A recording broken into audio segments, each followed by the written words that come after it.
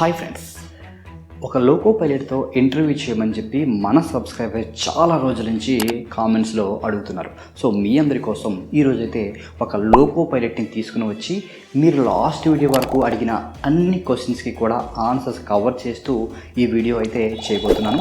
So ఈ వీడియోలో ఏంటంటే ఒక లోకో పైలట్ ఎలా అవ్వాలి, మీకు కావాల్సిన ఎడ్యుకేషన్ క్వాలిఫికేషన్స్ ఏంటి, అర్హతలు ఎలా ఉండాలి, మెడికల్ టెస్టులు ఎలా ఉంటాయి, ఎగ్జామ్ ప్యాటర్న్ ఎలా ఉంటుంది, సిలబస్ ఏం ప్రిపేర్ అవ్వాలి, తర్వాత మీరు ఈ జాబ్కి సూట్ అవ్వాలి అంటే ఎలాంటి బిహేవియర్ ఉండాలి, అంటే ఎలాంటి వాళ్ళు ఈ జాబ్కి రావద్దు రాకూడదు అనే విషయాలు మీకు క్లియర్గా అర్థమవుతాయి.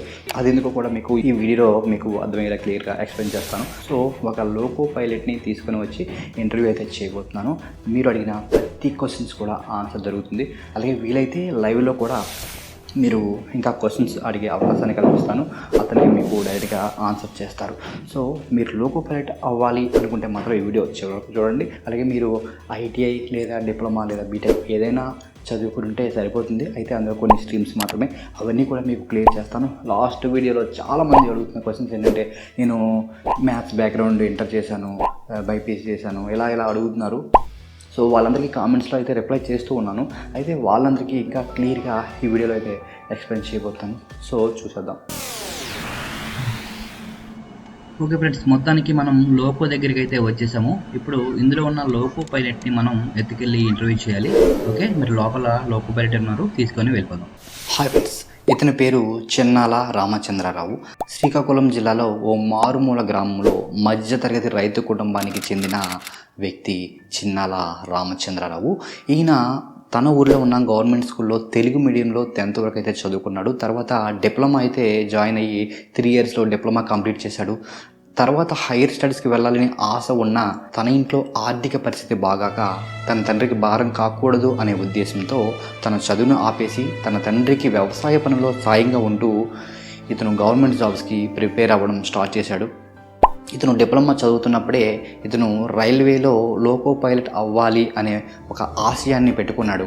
తర్వాత 2014లో నోటిఫికేషన్ వచ్చింది. అప్పుడు అప్లై చేసి 2016 ఫైనల్ రిజల్ట్స్ వచ్చేసరికి ఇతను అసిస్టెంట్ లోకో పైలట్గా సెలెక్ట్ అయ్యాడు. 2016లో జాయిన్ అయ్యాడు. అయితే ఇప్పుడు ప్రజెంట్ లోకో పైలట్గా ప్రమోట్ అయ్యి లోకో పైలట్గా వర్క్ చేస్తున్నాడు ఈస్ట్ కోస్ట్ రైల్వేలో. సో అతను పడిన కష్టాలు, బాధలు, ఉద్యోగం రాకముందు, ఉద్యోగం వచ్చిన తర్వాత అతని ఎక్స్పీరియన్స్ ఎలా ఉంది, వర్కింగ్ ఎలా ఉంటుంది అనే విషయాలన్నీ కూడా మనతో షేర్ చేసుకోవడానికి మన ముందుకైతే వచ్చాడు. అలాగే మీరు అడిగిన ప్రతి క్వశ్చన్స్కి కూడా ఇతను ఇప్పుడు ఆన్సర్ చేస్తాడు. మీరు అడిగిన అన్ని క్వశ్చన్స్ కూడా నేను ప్రిపేర్ చేశాను. సో అతన్ని ఇప్పుడు ఆ క్వశ్చన్స్ అన్నీ కూడా అడుగుతాను. అతను మనకి దాని గురించి ఎక్స్ప్లెయిన్ చేస్తాడు. ఎలాంటి వాళ్ళు ఈ జాబ్కి రావచ్చు, ఎలాంటి వాళ్ళు రావద్దు, మీకు కావాల్సిన అర్హతలు ఏంటి, ఎడ్యుకేషన్ క్వాలిఫికేషన్స్ ఏంటి, తర్వాత మీరు ఏం చదవాలి, ఎలా ప్రిపేర్ అవ్వాలి, మెడికల్ టెస్ట్ ఎలా ఉంటాయి అన్నీ కూడా ఈయన క్లియర్గా ఎక్స్ప్లెయిన్ చేస్తాడు. సో ఇంటర్వ్యూ అయితే స్టార్ట్ చేద్దాం.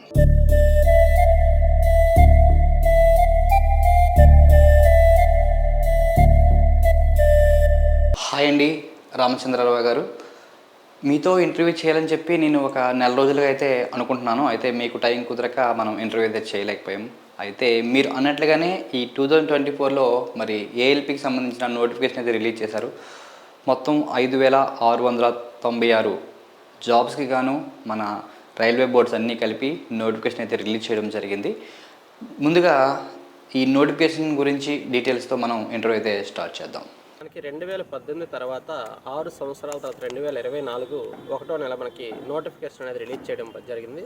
దీనిలో 5,696 పోస్టులు కేవలం ఏఎల్పి కోసం నోటిఫికేషన్ అనేది రిలీజ్ చేయడం జరిగింది. మనకి ఆన్లైన్లో అప్లై చేయడానికి ఈ జనవరి 20 నుంచి ఫిబ్రవరి 19 వరకు అయితే మనకి ఆన్లైన్లో అప్లై చేయడానికి అవకాశం ఇచ్చారు. అలాగే ఏమైనా మోడిఫికేషన్ చేయాలి అనుకుంటే మనకి ఫిబ్రవరి 20 నుంచి ఫిబ్రవరి 29 వరకు కూడా అవకాశం ఇస్తారు. అయితే అప్పుడు దీన్ని మోడిఫై చేయడం కోసం ఒక 250 రూపాయలు ఎక్స్ట్రా పే చేయాల్సిన అవసరం ఉంటుంది.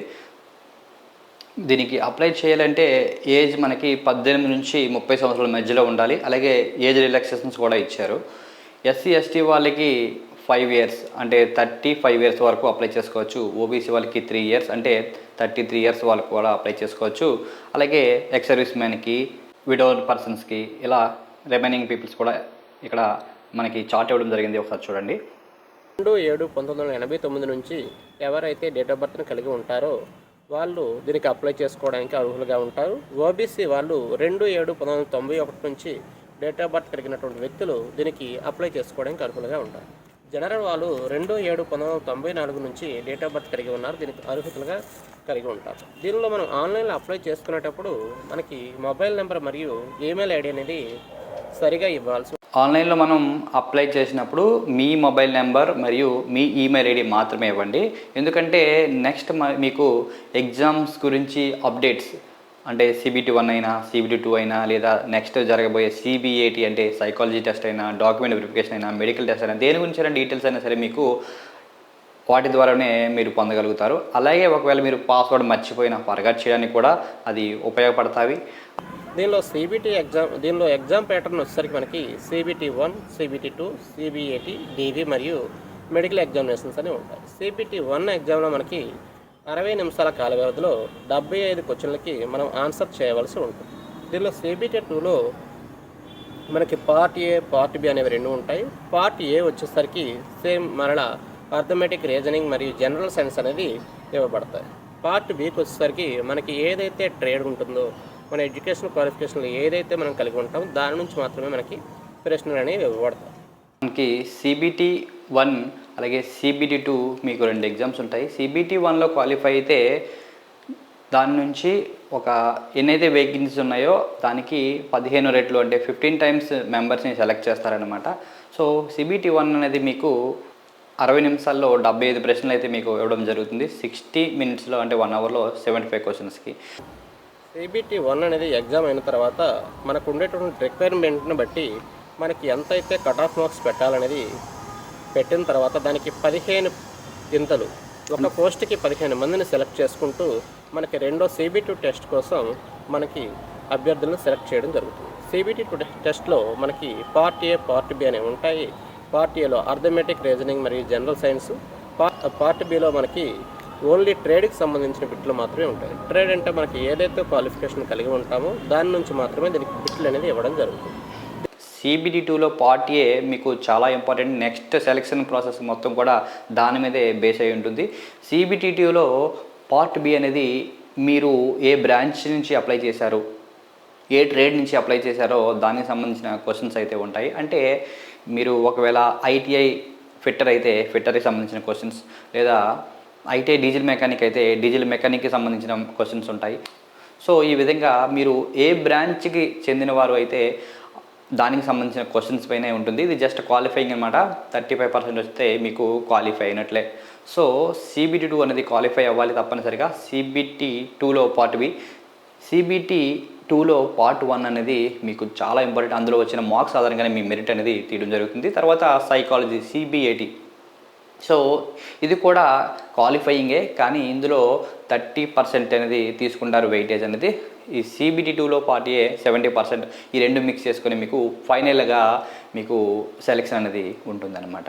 సో ముందుగా CBT 1 పైన మీరు కాన్సన్ట్రేట్ చేయండి. Arithmetic, reasoning, general science, current affairs ఇవన్నీ కూడా. తర్వాత క్వాలిఫై అయితే CBT 2 గురించి చూద్దాం. తర్వాత CBAT అండ్ సైకాలజీ గురించి చూద్దాం. సైకాలజీ అనేది చాలా సింపుల్గానే ఉంటుంది. సో దాని గురించి ఇప్పుడైతే మీరు కంగారు పడవద్దు. దీనిలో CBATకి వచ్చేసరికి దీనిలో సైకలాజికల్ టెస్ట్ అంట. దీనిలో వచ్చేసరికి ఎగ్జామ్లో వచ్చే బిట్స్ అనేవి మనకి అర్థమెటిక్ కానీ, రీజనింగ్ కానీ, జనరల్ సైన్స్ కానీ మనకి ఎటువంటి ట్రేడ్కి సంబంధించిన బిట్లు కానీ దీనిలో ఇవ్వడం అనేది జరగదు. ఇదంతా కూడా మనకి మెదడుకి పనిపెట్టే బిట్లు మాత్రమే ఇవ్వడం జరుగుతుంది. ఓకే అండి, మనకి కామెంట్స్లో చాలామంది ఇప్పటివరకు అడుగుతున్న క్వశ్చన్స్ కొన్ని అడుగుతాను, దానికి ర్యాండమ్గా కొంచెం ఆన్సర్ చెప్పండి. ఏంటంటే ఇంటర్ MPC చేశాను, బైపీసీ చేశాను అని, లేదా బీటెక్లో CSE చేశాను, సివిల్ ఇంజనీరింగ్ చేశాను, లేదా డిగ్రీలో బీకామ్ చేశాను అని అడుగుతున్నారు. మరి వాళ్ళకి అవకాశం ఏమైనా ఉంటుందా? దీనిలో మనకి నోటిఫికేషన్లో ఏ విధంగా అయితే తెలియజేయబడుతుందో వాళ్ళకి మాత్రమే అవకాశం అయితే ఇవ్వబడుతుంది. ఎవరైతే డిప్లొమాలో లేదా బీటెక్లో ఎలక్ట్రికల్, మెకానికల్, ఎలక్ట్రానిక్స్, ఆటోమొబైల్ పూర్తి చేసిన వ్యక్తులను మాత్రమే దీనిలోకి తీసుకుని పడుతుంది. డిగ్రీ చేసే వాళ్ళని కానీ, ఇంటర్ చేసే వాళ్ళని కానీ ఎవరిని కూడా దీనిలోకి తీసుకోవడం అనేది జరగదు. ITIలో మెన్షన్ చేసినటువంటి బ్రాంచ్లను మాత్రమే ఏవైతే ట్రేడ్స్ ఉన్నాయో వాటిని మాత్రమే దీనిలో పరిగణలోకి తీసుకోబడుతుంది. క్వాలిఫికేషన్ డీటెయిల్స్ చూసుకునేసరికి ITIలో ఫిట్టర్, ఎలక్ట్రీషియన్, ఇన్స్ట్రుమెంట్ మెకానిక్ మరియు maintenance of mechanical, radio and TV and electronics and mechanical, motor vehicle and wireman and tractor mechanic and armature and coil winder and mechanical, diesel, heat engine మరియు mechanical refrigeration and air conditioning వాళ్ళు దీనికి పరిగణలోకి తీసుకోబడతారు. దీనిలో మనకు వచ్చేసరికి నోటిఫికేషన్లో మనకి చూపించిన విధంగా యూఆర్ మరియు ఓబీసీ మరియు ఎస్సీ మరియు ఎస్టీ అనేది ఫిలప్ ఏ విధంగా అవుతుందంటే, మనం ఎగ్జామ్ రాసేటప్పుడు వచ్చే క్వాలిఫైయింగ్ మార్కులో ఫస్ట్ పర్సన్ అనేది ఎవరైతే ఎక్కువ మార్క్స్తో క్వాలిఫై అవుతారో వాళ్ళు జనరల్ కేటగిరీ గాను, మిగతా వాళ్ళంతా కూడా తమ తమ కేటగిరీకి అనుగుణంగా వాళ్ళు భర్తీ చేయడం అనేది జరుగుతుంది. ఓకే అండి. నెక్స్ట్ క్వశ్చన్ వచ్చేసి, ఒకవేళ అంటే సైట్ ఉందేమో అనే డౌట్ ఉన్న వాళ్ళు దగ్గరలో ఉన్న ఐ హాస్పిటల్కి ఏమైనా వెళ్ళి టెస్ట్ చేసుకోవడానికి వీలవుతుందా, లేదా ఏమైనా లేజర్ ట్రీట్మెంట్ లాంటివి చేసుకుంటే వాళ్ళకి ఏమైనా అవకాశం ఉంటుందా, లేదా బెస్ట్ ఫుడ్స్ ఏమైనా తీసుకోవచ్చా, అలాంటివి ఏమైనా చెప్తారా? దీనిలో మాకు తెలిసినంత వరకు ఏంటంటే లేజర్ ట్రీట్మెంట్ చేసుకునే వ్యక్తులు అనేది దీనిలో అర్హులుగానే పరిగణించబడతారు. ఎవరైతే బోర్డర్లో ఇప్పుడు 5/6, 4/6 సైట్ని కలిగి ఉంటారో వాళ్ళు ఏ విటమిన్ కలిగినటువంటి ఫుడ్ని ఇప్పటి నుంచే మీరు తీసుకున్నట్లయితే సైట్ వాల్యూస్ అనేది మనకి మెరుగై మనకి 6/6 వచ్చే అవకాశం అనేది ఉంటుంది. ఏ విటమిన్ కోసం మనం క్యారెట్ ఇటువంటి ఫుడ్స్ అనేది తీసుకోవాల్సి ఉంటుంది. అయితే ఈ లేజర్ ఆపరేషన్ చేసుకున్న వాళ్ళు ఒకవేళ టెస్ట్ చేసుకున్నప్పుడు తెలియకపోతే, మెడికల్ ఎగ్జామినేషన్ తెలియకపోతే ఎలా అంటారు, అంతేనా? అంతే. ఓకే. నెక్స్ట్ పీడబ్ల్యూడీ క్యాండిడేట్స్ ఎలిజిబులా? పీడబ్ల్యూడీ క్యాండిడేట్స్ అనేది దీనికి ఎలిజిబుల్ కాదండి. ఎందుకంటే డ్యూటీ నేచర్ అనేది చాలా డిఫరెంట్గా ఉంటుంది. దీనిలో మనకు వచ్చేసరికి జరుగుతున్నటువంటి అబ్నార్మాలిటీలో మనం అటెండ్ అవ్వాల్సి ఉంటుంది. కాబట్టి పీడబ్ల్యూడీ క్యాండిడేట్స్ అనేది దీనికి ఎలిజిబుల్ కాదు. నెక్స్ట్ ఉమెన్స్కి ఎలిజిబిలిటీ ఉందా? దీనిలో మనకి ఇచ్చిన ఫీజ్ ప్యాటర్న్లో మరియు అప్లికేషన్ ప్యాటర్న్లో చూసుకుంటే ఉమెన్స్ అనేది ఈసారి కూడా మనకి ఎలిజిబిలిటీ అనేది ఇవ్వడం జరిగింది. ఓకే. నెక్స్ట్ మనకి ఇప్పుడు మనం ఏ లోకల్కి చెంది ఉన్నామో ఆ బోర్డుకే అప్లై చేయాలా, లేదా మనం ఎక్కడైతే పోస్టులు ఎక్కువ ఉన్నాయో అక్కడ అప్లై చేసుకుని వచ్చి అక్కడ ఒకవేళ జాబ్ వచ్చినట్లయితే తర్వాత మన దగ్గరలో ఉన్న ప్లేస్కి ట్రాన్స్ఫర్ ద్వారా వచ్చే అవకాశం ఏమైనా ఉందా? మనకేంటంటే మనం ఏ బోర్డుకైనా సరే ఇండియాలో ఓవరాల్ ఉన్న ప్రతి ఒక్క బోర్డులో మనం అప్లై చేసుకోవడానికి అర్హులుగానే పరిగణించబడతాం. మనకుండే క్యాస్ట్ కేటగిరీకి అనుగుణంగా లేదంటే అక్కడ ఉండే పోస్టులకు అనుగుణంగా మనం అప్లై చేసుకోవచ్చు. అప్లై చేసిన తర్వాత మనం దాన్ని సెలెక్ట్ అయ్యాక అక్కడ ఉన్న నుంచి మనం మ్యూచువల్ ట్రాన్స్ఫర్ బేస్లో మనం వేరే దానికి కానీ లేదంటే ఓన్ రిక్వెస్ట్ బేస్లో కానీ వేరే డిపార్ట్మెంట్కి ఏదైతే మన దగ్గరలో ఉన్న ప్లేస్ మనం వచ్చే అవకాశం దీనిలో ఉంటుంది. సో ఎక్కడైతే బెటర్ అనుకుంటే అక్కడ అప్లై చేసుకొని తర్వాత ఈ మ్యూచువల్ ట్రాన్స్ఫర్ కానీ ఓన్ రిక్వెస్ట్ కానీ పెట్టుకొని మన దగ్గరలోకి వచ్చేయడం బెటర్ అంటారు, ఆప్షన్ ఉంది కాబట్టి. ఓకే, గుర్తుపెట్టుకోండి, మీరందరూ కూడా కేవలం ఏదైనా ఒక బోర్డుకి మాత్రమే అప్లై చేయగలరు. ఒక్కదానికే ఒక అప్లికేషన్ మాత్రం పెట్టండి. అంతకంటే ఎక్కువ పెట్టండి అయితే మీ అప్లికేషన్ అనేది రిజెక్ట్ అవుతుంది. మీకు ఎక్కడైతే ఎక్కువ పోస్టులు ఉన్నాయని కానీ లేదంటే మనకు వచ్చే ఛాన్స్ ఎవరైతే ఇప్పుడు కేటగిరీ క్యాండిడేట్స్ ఉంటారు దానిలో వచ్చేసరికి ఎస్సీ అండ్ ఎస్టీ క్యాండిడేట్స్కి ఎక్కువ ఛాన్సెస్ ఎక్కడైనా ఉన్నాయి, లేదంటే యూఆర్కి ఎక్కువగా ఉన్నాయి, లేదంటే ఓబీసీకి ఎక్కువగా ఉన్నాయి, లేదంటే కొన్ని స్టేట్స్ అనేది ఎడ్యుకేషన్కి డెవలప్మెంట్కి అన్నిటికి కూడా ఏవైతే తక్కువగా ఉంటాయో అక్కడ మనకు వచ్చే అవకాశం ఉంటుంది. కాంపిటీషన్ తక్కువ ఉండేలాగా, కాంపిటీషన్ ఎక్కడైతే తక్కువ ఉంటుందో అటువంటి ప్లేస్లో మనం అప్లై చేసుకోవాలి. సో కాంపిటీషన్ ఎక్కడైతే తక్కువ ఉంటుంది, ఎక్కడైతే మనం బెటర్గా జాబ్ వచ్చే అవకాశం ఉంది, ఎక్కడ పోస్టులు ఎక్కువ అనేది బాగా అనలైజ్ చేసి తర్వాతే అప్లై చేయండి. ఓకే. దీనిలో వచ్చేసరికి మనకు భాషలు కూడాను 13 భాషలు అనేది మనకి ఎగ్జామ్ ప్యాటర్న్ అనేది ఇవ్వడం వల్ల మిగతా స్టేట్లో కూడా మనం అప్లై చేసుకున్నా కూడా ఎటువంటి ప్రాబ్లం మనకు ఉండదు. అలాగే మనకి ప్రతి ఒక్క దీనిలో కూడా మనకు తెలుగు అనేది ఇవ్వడం జరుగుతుంది, హిందీ ఇవ్వడం జరుగుతుంది, ఇంగ్లీష్ కూడా ఇవ్వడం జరుగుతుంది. అంతేకాకుండా ఏదైతే జోనల్ బోర్డు ఉంటుందో ఆ జోనల్ బోర్డులో ఉన్నటువంటి లాంగ్వేజెస్ అనేది ఇప్పుడు మనకి ఈస్ట్ కోస్ట్ రైల్వేలో చూసుకుంటే మనకు తెలుగు అధికార భాషగా ఉంటుంది మరియు ఒడియా అధికార భాష రెండు కూడా దీనిలో పరిగణలోకి తీసుకుంటాం. అది ఎక్కువగా మన వాళ్ళు తెలుగులో ఉంటుందా లేదా అని అడుగుతున్నారు. సో వాళ్ళకి ఈ డౌట్ కూడా క్లియర్ అయిపోయింది. నెక్స్ట్ మనకి ఈ జాబ్కి రావాలి అనుకునే వాళ్ళకి ఏ బుక్స్ చదువుకుంటే బెటర్? ఈ జాబ్స్కి రావాలనుకునే వాళ్ళకి అర్థమెటిక్ రీజనింగ్ అనేసరికి ఆర్ఎస్ అగర్వాల్ బుక్స్ మనం పేరు అయితే సరిపోతుంది. ఆ స్టాండర్డ్స్ అనేది దీనికి సరిపోతాయి. దీనిలో స్టాండర్డ్స్ అనేది చాలా ఎక్కువగా తీసుకోవాల్సిన అవసరం లేదు.